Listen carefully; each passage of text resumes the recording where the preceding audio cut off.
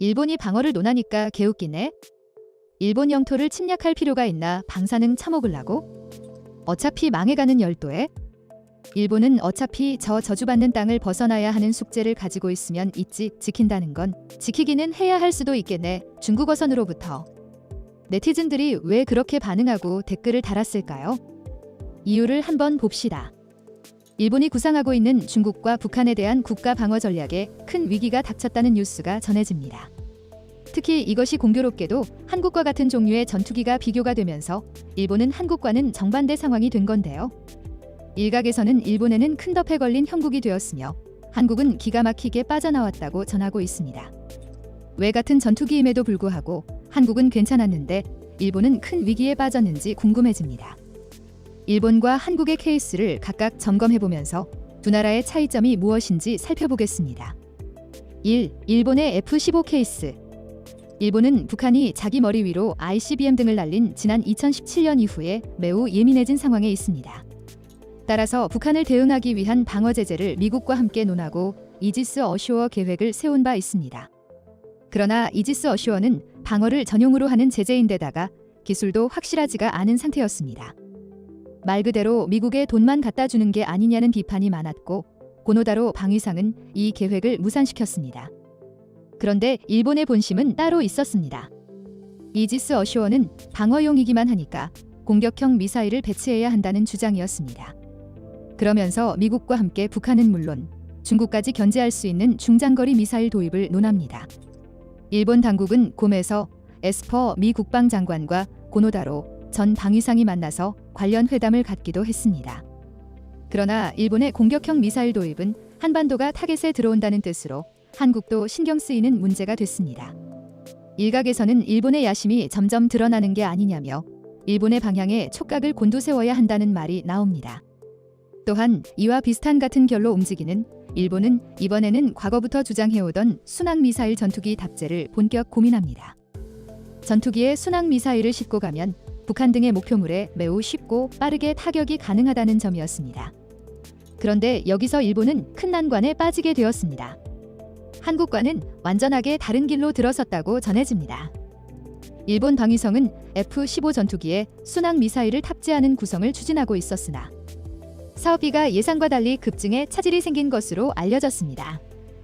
3일 아사히 신문의 보도에 따르면 일본 정부는 항공자위대에 F-15 20대를 개조해 사거리 약 900km인 순항미사일 JSSM, 제즘, ER 등을 탑재한다는 구상을 중기방위력 정비계획에 반영했으나 사업이 대폭 지연되고 있다는 것입니다. 개조 준비에 필요한 초기 비용이 예상한 것보다 많이 늘어나 본격 개조 사업에 예산을 투입하지 못하고 있기 때문입니다. 다시 한번 미국의 한도 끝도 없는 돈을 퍼줘야 하는 막순환이 등장한 게 아니냐는 의견이 등장한 것입니다. 이지스 어쇼어도 비용 때문에 취소했는데 다시 한번 일본은 미국이 요구하는 순항미사일 비용에 적잖게 놀랐습니다. 일본 내부에서는 미국이 비용을 마구잡이로 요청한다며 부르는 게 갑이고 자세한 내용도 알 수 없다고 질책했습니다. 이번에도 그러한 문제가 또 떠오른 것이죠. 실제 개조 비용은 2019년도에 이대분인 1,169억 원을 반영했을 뿐이고 2020년도 예산과 2021년도 예산 요구서에는 개조 비용이 계상되지 않았습니다. 일본 정부는 순항미사일 사업을 예산에 반영하고 5년 정도 지나면 납품될 것으로 예상했고 F-15 20대의 개조를 2027년까지는 순차적으로 완료할 계획이었으나 이런 추세대로라면 제때 마치기 어려울 전망입니다. 일본은 설계비, 시험비, 작업시설 및 공구비 등 초기 비용으로 2019, 2020년도 예산에 합계 9천억 원이 반영했지만 이것으로도 부족해 내년도 예산 요구서에 2,200억 원을 추가하는 등 3년간 개조 준비에만 약 1조 980억 원이 들 전망입니다. 일본 방위성 간부는 F-15 개조 사업에 쓸 수 있는 재원이 한정된 상황이라며 초기 비용이 예상보다 늘어나 기재 개조에 예산을 할당할 수 없는 상황이라고 설명했습니다. 언론은 미국의 장상 속에 놀아나고 있다는 분석을 합니다. 일본 미쓰비시 중공업이 미국 보잉으로부터 기술 협력을 받아 F-15 개조를 추진하고 있는데 미국 정부가 창구 역할을 하는 대외 군사 판매 FMS를 통하기 때문에 미국 측이 부르는 게 견적 가격이 된다는 지적이 전부터 나왔다고 아사히는 전했습니다. 기재 개조 작업이 늦어지면서 F-15에 탑재할 순항 미사일 조달 작업도 지연될 전망입니다. 일본 언론은 도널드 트럼프 대통령 집권 이후에 더욱더 미국의 현금 출납기가 되고 있는 실정이라 푸념합니다. 아베 총리는 트럼프 대통령이 원하는 것을 거의 모두 거절하지 않고 받아들인 YS맨이었다고 말합니다. 트럼프 대통령도 그래서인지는 몰라도 아베 총리가 은퇴하자 그는 일본 역사상 최고의 총리였다고 칭찬한 바 있습니다. 트럼프 대통령은 앞서 언급된 미국의 FMS를 통해서 가격의 주도권을 쥐고 일본을 본격 압박했습니다. 가격도 납기도 모두 미국이 정했기 때문에 체감상 예전보다 2배가 뛰더라도 일본이 말을 못한 것입니다. 게다가 돈을 주고도 물건을 못 받은 FMS건도 허다했습니다. 상황이 이렇게 되자 일본은 미국의 FMS 개선을 요구하며 일본이 지난 4년간 미국에 지출되는 돈이 4배 늘었다면서 다른 FMS를 통해 미국 무기를 수입하는 나라들과 형평을 맞춰 달라는 요구를 진행할 것이라고 밝힌 바 있습니다. 그런데 여기서 한 가지 흥미로운 점이 있는데요. 일본이 한국의 FMS 위킹 그룹을 결성하자고 제안한 것입니다. 일본은 한국을 비롯한 미국의 FMS로 무기를 계약하는 나라들을 모아서 위킹 그룹을 구성해 미국의 무기값을 깎는 데 활용하자며 한국의 동참을 바란 것입니다. 평소에는 한국을 제외하고 선진국끼리 그룹을 만들기 바쁜 일본이 미국 방위비가 너무 많이 들어가자 그 그룹에는 한국을 반드시 포함시키자며 한국에 라브콜을 보낸 겁니다. 왜냐하면 한국은 지난 10년간 미국 무기 구입 순위가 4위로 8위인 일본에 비해서 4단계나 높은 국가였기 때문이죠.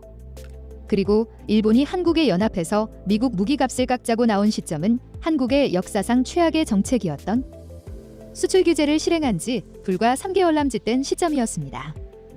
일본 당국은 수출 규제는 수출 규제고 무기값 깎는 것은 또 다른 얘기라며 마치 강제징용과 수출 규제는 별개라는 레파토리를 구사했으며 미국을 일면 반대하는 위킹 그룹을 만드는 과감함도 연출하는 등 종잡을 수 없는 행동을 합니다.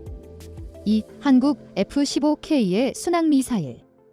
한편 순항 미사일 이야기로 돌아가 그럼 한국의 F-15 순항 미사일은 일본 대비 어떻게 된 것인가 궁금한데요. 한국도 처음엔 일본처럼 제아스SM, 제즘, 순항 미사일을 도입하려고 미국에 요청했으나 여러 가지 이유로 계속 지연이 되었습니다.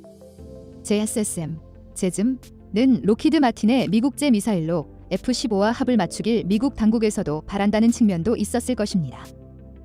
하지만 당시 제아스SM, 제즘은 개발이 완료가 안 되었으며 성질 급한 한국은 다른 순항 미사일을 찾다가 타우러스를 발견합니다.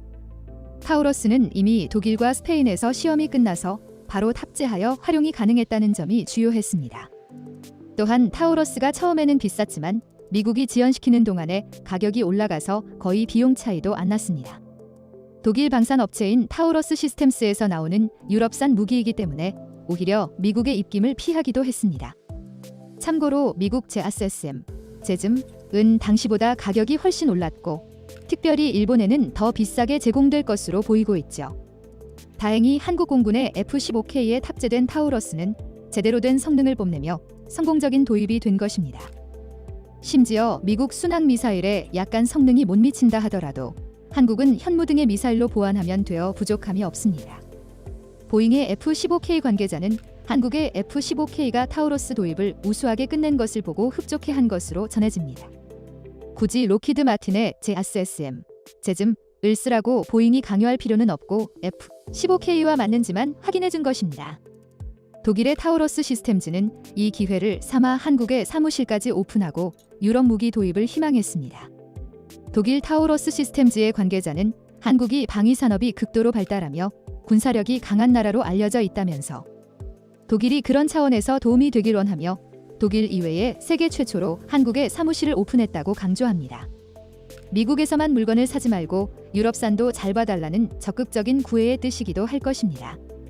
지금까지 미 순항 미사일을 기다리고 있었다면 시간 낭비는 물론 FSM이 적용받는 비싼 무기를 도입하게 되었을 것입니다.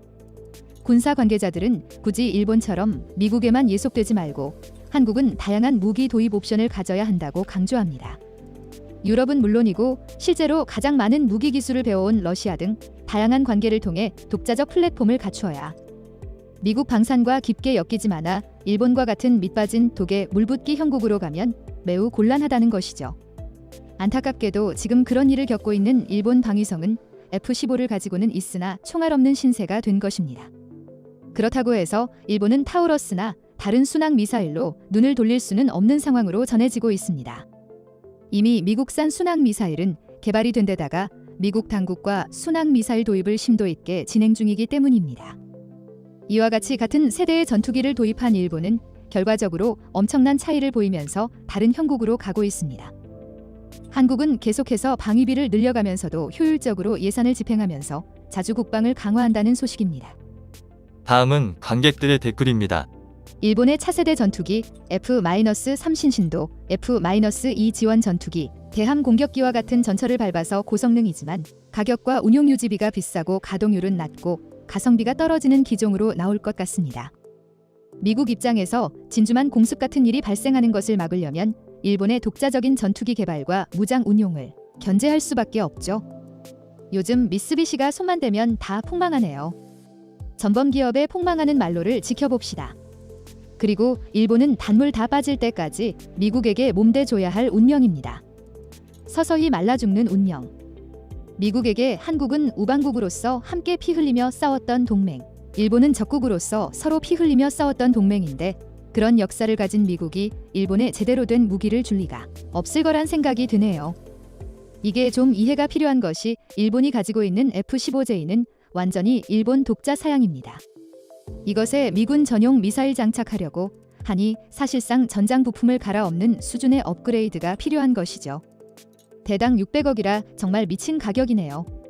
나중에 우리가 가지고 있는 F-15K를 X사양으로 개조해도 이것보다는 돈이 적게 들겠죠. 인티그레이션 하는데 대당 600억이라니 전체 비용도 아니고 대당 가격이라니? 미국산 제즘 미사일 있잖아요. 우리가 도입하려고 했었는데 일본이 반대해서 도입이 안 된 거예요. 그래서 독일산 타우러스로 구입하게 된 거예요. 별 상관은 없는데? 여기서 약간 틀어서 미화했어요. 사거리가 타우러스가 500km 정도라고 한 것 같고요. 제즘이 1000km였던 것 같아요. 수입선 다변화는 상식이다. 일본의 소재, 부품, 장비의 수출 거부를 경험하지 않았나?